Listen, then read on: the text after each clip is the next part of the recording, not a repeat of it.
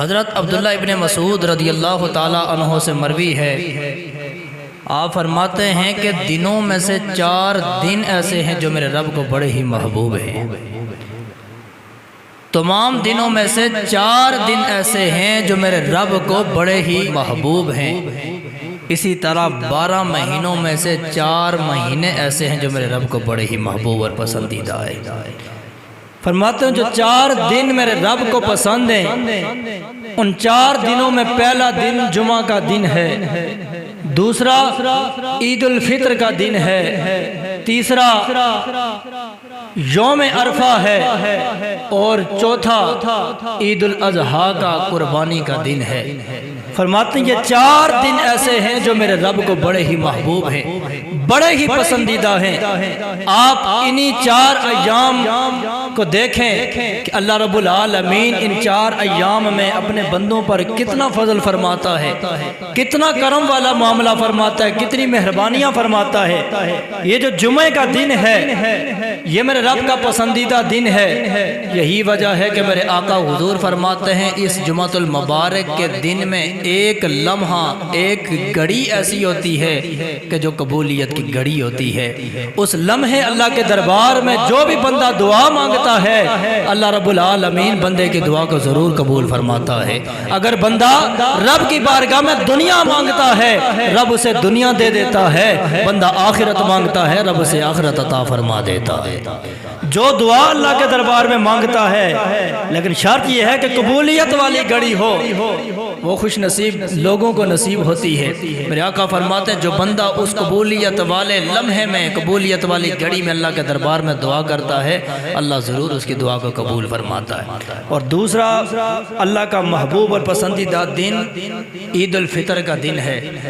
حضور سرکار مدینہ کی حدیث کے الفاظ ہیں، میرے آقا حضور کی حدیث کا مفہوم ہے۔ میرے آقا فرماتے ہیں جب عید الفطر کا دن آتا ہے رب العالمین کے بندے، حضور کے غلام، حضور کا کلمہ پڑھنے والے جب اپنے گھروں کو چھوڑ کر مسجد میں جا کر جمع ہوتے ہیں، عیدگاہ کے اندر جمع ہوتے ہیں، رب العالمین اپنے فرشتوں کو مخاطب کر کے فرماتا ہے میرے فرشتوں یہ میرے بندے وہ ہیں جنہوں نے مشقتیں اٹھائی ہیں، جنہوں نے میرے حکم کی تعمیل کی ہے، میری عبادت کی ہے، مشکل وقت انہوں نے گزارا ہے، لیکن آج اپنی مشکلات کو ختم کر کے آج میرے دربار میں حاضر ہو چکے ہیں، مجھ سے بخشش مانگتے ہیں۔ میرے فرشتوں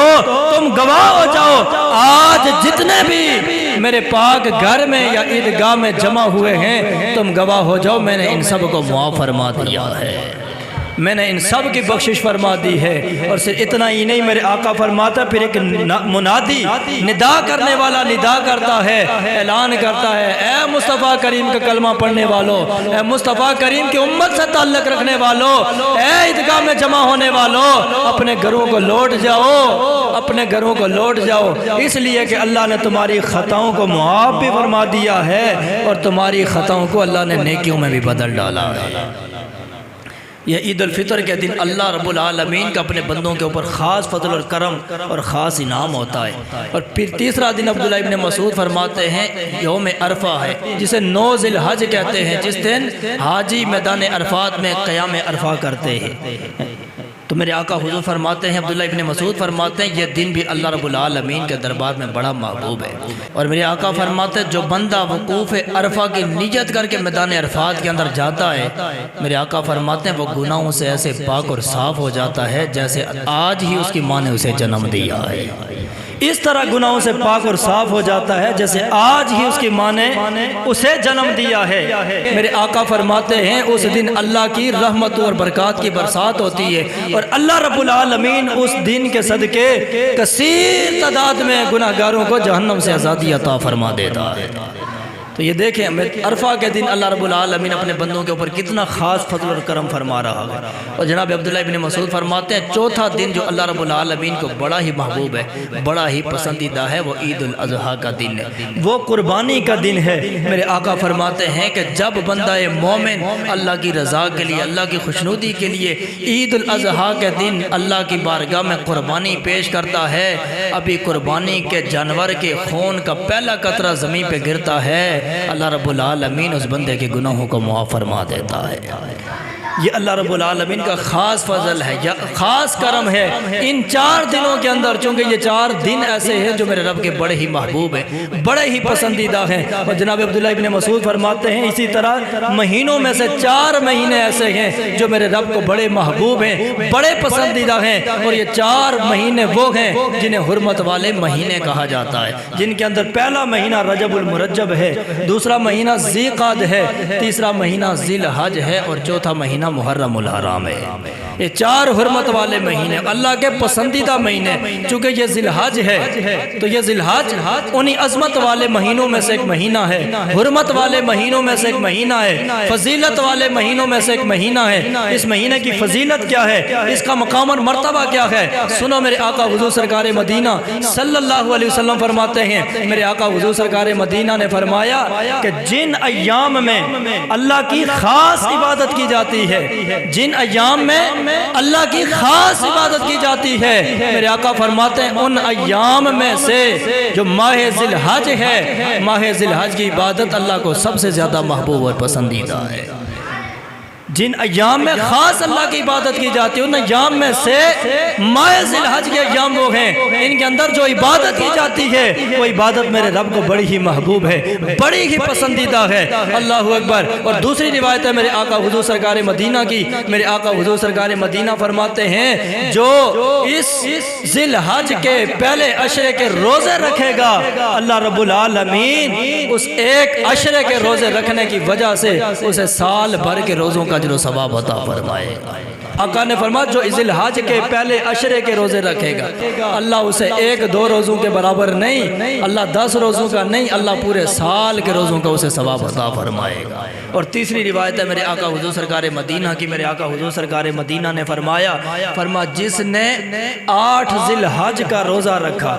8 ذی الحج کا روزہ رکھا، میرے آقا فرماتے ہیں اللہ رب العالمین اسے صبر ایوب کے برابر اجر و ثواب عطا فرمائے گا۔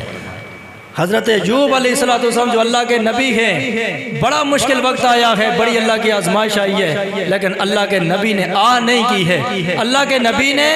اللہ کی بارگاہ میں کوئی گلہ شکوہ نہیں کیا بلکہ صبر و ثبات کا مظاہرہ کیا ہے۔ آقا فرماتے ہیں جو بندہ 8 ذی الحج کا روزہ رکھے گا اللہ پاک اسے اپنے نبی جناب حضرت ایوب کے صبر کے برابر اجر و ثواب عطا فرمائے گا۔ اور میرے آقا فرماتے ہیں جو بندہ 9 ذی الحج کا یوم عرفہ کا روزہ رکھے گا اللہ پاک اسے حضرت عیسیٰ علیہ السلام کے زہد کے برابر اجر و ثواب عطا فرمائے گا۔ یہ کوئی معمولی بات نہیں ہے۔ اللہ اکبر۔ اور اگلی حدیث نے میرے آقا حضور سرکار مدینہ صلی اللہ علیہ وسلم نے فرمایا، سیدہ عائشہ روایت کرتی ہیں، میرے آقا حضور سرکار مدینہ صلی اللہ علیہ وسلم نے فرمایا جس نے اس ماہ ذی الحج کے پہلے عشرے کی کسی ایک رات اللہ کی عبادت کی، کسی ایک رات کو قیام کیا، کسی ایک رات کو شب بیداری کی،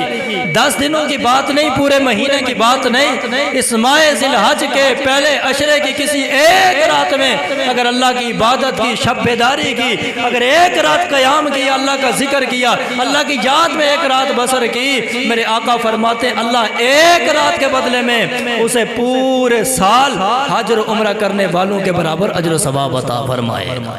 یعنی اتنا ثواب اللہ عطا فرمائے گا گویا وہ پورا سال حج اور عمرہ بجا لا رہا ہے۔ جتنا پورا سال اگر بندہ حج کرتا رہے، عمرہ کرتا رہے، اس کو اللہ ثواب عطا فرماتا ہے۔ اللہ ایک رات شب بیداری کرنے والے کو، ایک رات عبادت کرنے والے کو ثواب عطا فرمائے گا۔